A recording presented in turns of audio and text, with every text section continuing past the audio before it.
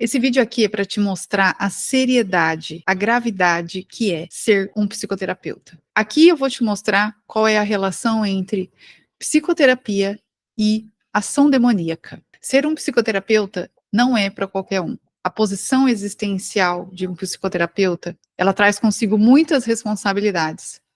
E aqui nesse vídeo eu vou te mostrar por que disso. Eu sei que hoje, né, tá uma onda aí de pessoas querendo se tornar terapeutas, né? E isso é muito bom.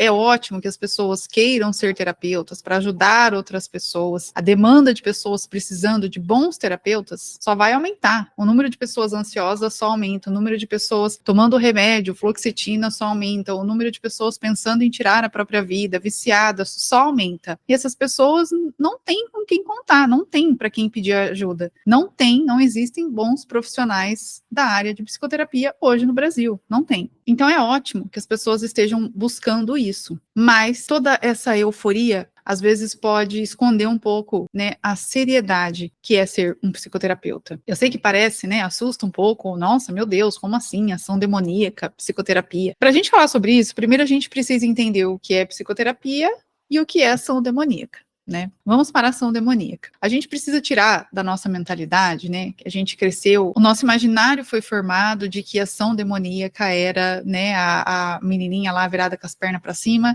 descendo a escada como uma aranha, né? Quando eu falo ação demoníaca, eu acho que é isso que passou na cabeça de todo mundo, né? Imagina, a ação demoníaca tá longe de mim, né? Eu não mato, eu não roubo, eu não traio, né? Sei lá, eu vou na missa, eu rezo, né? A ação demoníaca é uma coisa que está afastada de mim. Será? Será que é bem assim mesmo? Deixa eu te dar aqui o resumo da vida humana. O resumo da vida humana é o seguinte: existem 3 forças operando no mundo. Quais são essas 3 forças? A minha vontade, a vontade de Deus e a vontade do outro.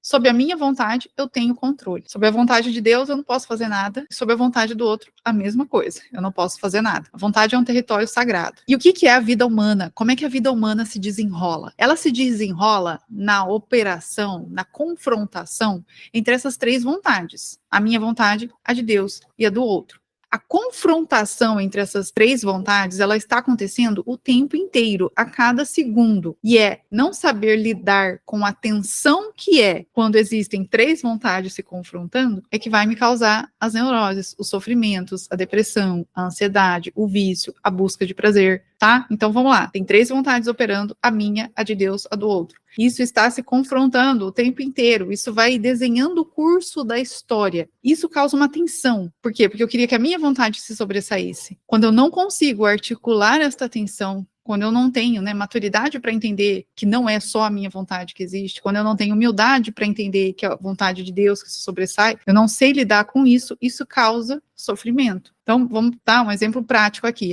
Hoje eu quero, né, comer pão de queijo. Meu café da manhã vai ser pão de queijo. Então, eu desenhei isso na minha cabeça e eu penso, bom, vou pegar o elevador, vou descer, vou pro mercado, vou comprar o pão de queijo, vou voltar e vou tomar meu café da manhã. Não passa na minha cabeça que, no meio disso tudo, pode ter a vontade do dono da padaria, que não quis hoje abrir a padaria. Pode ter a vontade de Deus, que quer que hoje seja o meu último dia, ou que seja o último dia da minha mãe ou da minha irmã, e que quando eu estiver indo comprar o meu pão de queijo, alguém me ligue falando, né? Delícia, vem pra cá que a sua mãe morreu. Não passa isso pela minha cabeça. E se acontecer alguma coisa assim, se, né, ou a vontade de Deus me atrapalhar, ou a vontade do outro me atrapalhar, o que acontece? Sofrimento. Fico puto, né? Como assim a minha vontade não se sobressaiu? E se eu não tenho humildade para lidar com isso, nem imaginário para pensar, bom, talvez aqui a padaria está fechada, mas ali na esquina, se eu andar um pouco mais, eu vou encontrar uma boulangerie que vai ter um croissant maravilhoso. Se eu não tiver isso, né, essa tensão vai acabar comigo, vai me deixar neurótico. Vocês percebem que em nenhum momento eu falei sobre a vontade do demônio aqui? As pessoas, elas acham, né, existe mais uma mentalidade enganosa de que no mundo existem 2 poderes em confronto, né? Existe o bem e o mal, existe uma luta do bem e do mal, né? Então tem Deus e o demônio, os 2 estão aqui lutando, né, ali sob o mesmo nível. Agora pensa aqui comigo, um Deus que criou uma criatura e esta criatura é tão poderosa quanto ele e luta contra ele no mesmo nível, seria um Deus muito fraquinho, né? Muito xexelento. Mas essa mentalidade está hoje na cabeça das pessoas, de que existe esse confronto, né? É um pensamento maniqueísta. O maniqueísmo ele já caiu por terra há muito tempo atrás, mas ele ainda está enrustido na mentalidade das pessoas. Bom, se a vontade do demônio, ela não é uma força, e inclusive na possessão demoníaca, hein?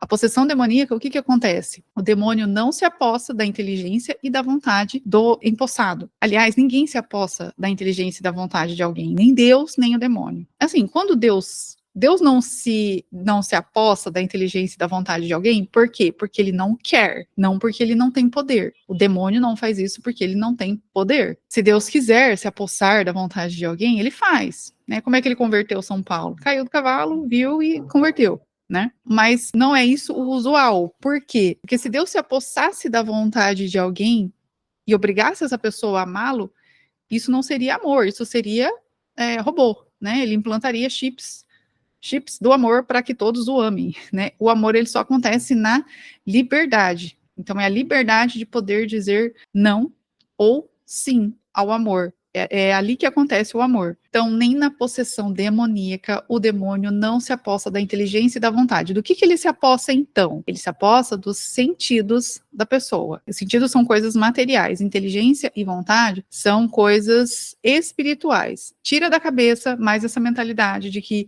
mundo espiritual é o mundo dos fantasmas, dos Gasparzinhos, da reencarnação. Não. Mundo espiritual é o mundo das inteligências. Então, o demônio, ele não se apossa dessa parte espiritual da pessoa. Inclusive, no filme da Emily Rose, ela estava tomando remédio. O padre fala para ela parar de tomar remédio. Por quê? No exorcismo, o que é necessário? É necessário a fé do padre, para que ele tenha fé que Deus está ali e que o demônio vai sair. E é necessário a vontade da pessoa que está empossada, porque ela luta interiormente para que aquele demônio saia dela. E quando ela tomava o remédio, ela ficava meio inconsciente, meio apática. Sem essa consciência, ela não sabia direito o que estava acontecendo, logo não poderia lutar contra aquilo. Sem o remédio, ela tinha total consciência e ela ia lutar contra o demônio. Bom, isso aqui para entender que o demônio, ele não tem poder. O demônio, deixa eu te falar, o demônio, ele é casto. Sabia que o demônio é casto? O demônio, ele não rouba. O demônio, ele não mata. O demônio, ele não trai. Ele não come até passar mal. Porra, então o que o demônio faz, Telísia?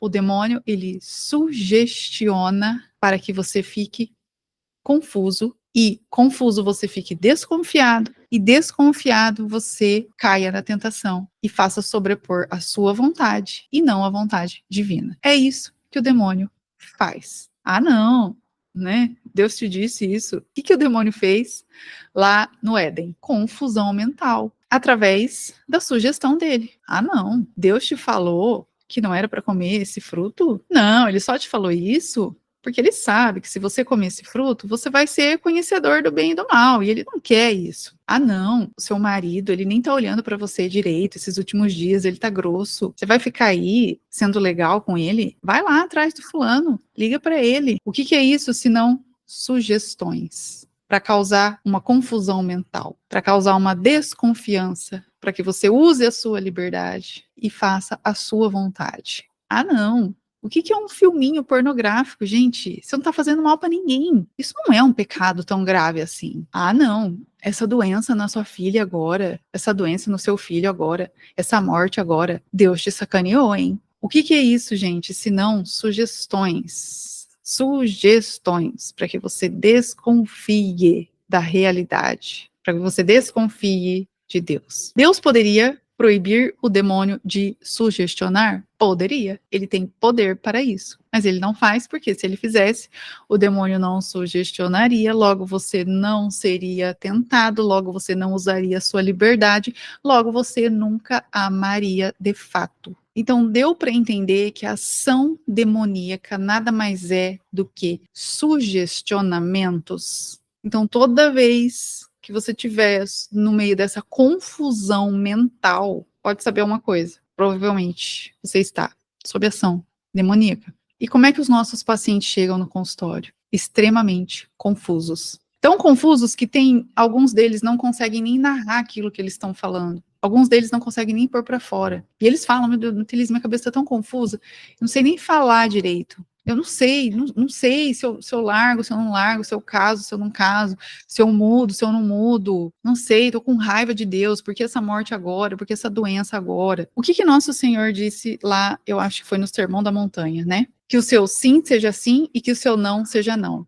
O que passar disso é obra do maligno. O que é isso, senão? Clareza é sanidade mental, é ação do Espírito Santo. Confusão mental é obra do maligno, é sofrimento, é neurose.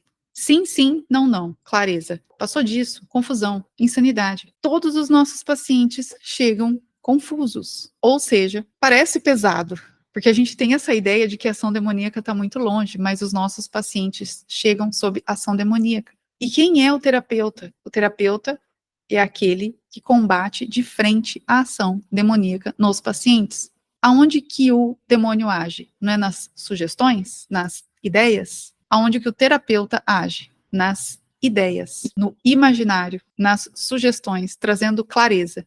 Então, o demônio, ele gosta de deixar tudo meio obscuro, tudo meio confuso. O terapeuta, ele chega para fazer o quê? Trazer a luz, trazer a clareza, mostrar o caminho. Por isso que a gente combate de frente a ação demoníaca nos nossos pacientes. A cada paciente que a gente atende. O objeto de ação do terapeuta é o quê? É trazer clareza para a inteligência e fortalecer a vontade do paciente. Mas como é que a gente faz isso? Inteligência e vontade são coisas imateriais. Como é que a gente toca no imaterial? A gente precisa passar pelo material, que é a imaginação, são as ideias. Esse é o único jeito. Isso é tão importante que eu tenho uma aula lá dentro da formação específica só sobre imaginário. Eu falo umas 3, 4 aulas sobre imaginário. E lá eu falo exatamente como que se dá essa passagem da imaginação para o mundo inteligível. Mas sem isso, sem esse trabalho da imaginação, que é a ação do terapeuta, o paciente vai ficar ali na confusão mental e na escuridão. Ou seja, né, ele vai ficar ali tentado pelo demônio. Não quer dizer que ele esteja consentindo, mas que ele está passando por essa tentação, por essa confusão, isso sim.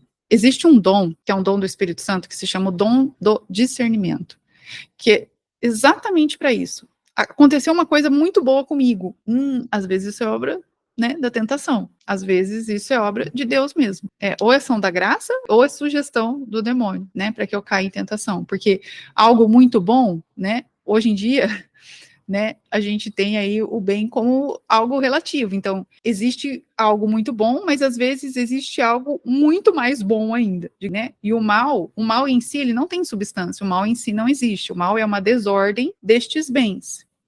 Então, para eu dizer que algo muito bom aconteceu comigo, este algo muito bom, eles têm que estar acima de outras coisas boas também, para que eu fale, não, este é o bem maior. Este é o discernimento que um terapeuta tem que ter quando um paciente chega narrando uma história, e o terapeuta ele tem que pensar, isso que esse paciente está falando, né? Será que isso ele está sendo guiado pelo Espírito Santo, ou será que ele está sendo sugestionado pelo demônio, para que ele fique mais confuso ainda? Agora me diz, como é que um terapeuta vai ser agraciado com esse dom do Espírito Santo? Como é que um terapeuta vai conseguir livrar o paciente dessa confusão mental, livrar o paciente dessa escuridão e trazer clareza para esse paciente, se ele, terapeuta, não estiver ele sob o efeito da graça, não estiver ele vendo as coisas com clareza. Como é que eu vou trazer clareza para outra pessoa se o meu mundo está confuso? Não dá? Não vai ter jeito? Por isso que não dá para ser um bom terapeuta sem uma vida espiritual madura. Sem uma vida espiritual madura, você, terapeuta, vai ficar nessa confusão mental. Você, terapeuta, vai ficar nessa escuridão. Você não vai conseguir levar a clareza e a sanidade para outra pessoa. Se você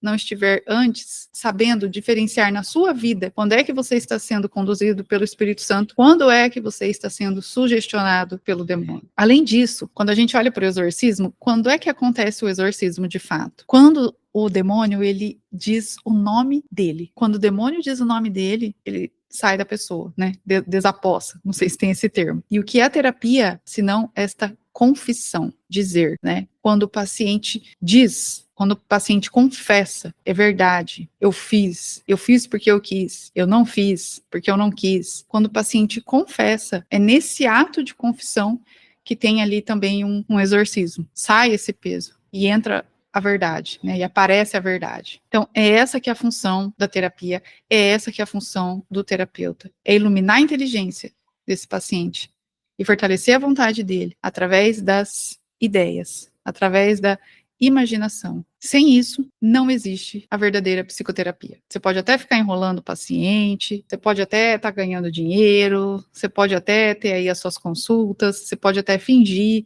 você pode até conseguir ali alguma coisa até a página 3, mas eu sempre falo, né, o livro tem 1000 páginas. Você pode conseguir algum efeito funcional no paciente, né, assim, sei lá, agora tá acordando mais cedo, agora o paciente está indo, não sei, dormindo mais cedo, agora não está batendo 15 punheta por dia, mas caminhar uma pessoa para a felicidade última, isso não se consegue sem isso aqui que eu estou falando nesse vídeo. Então, pessoal, era isso que eu queria passar para vocês. Façam um bom uso do vídeo e até o próximo.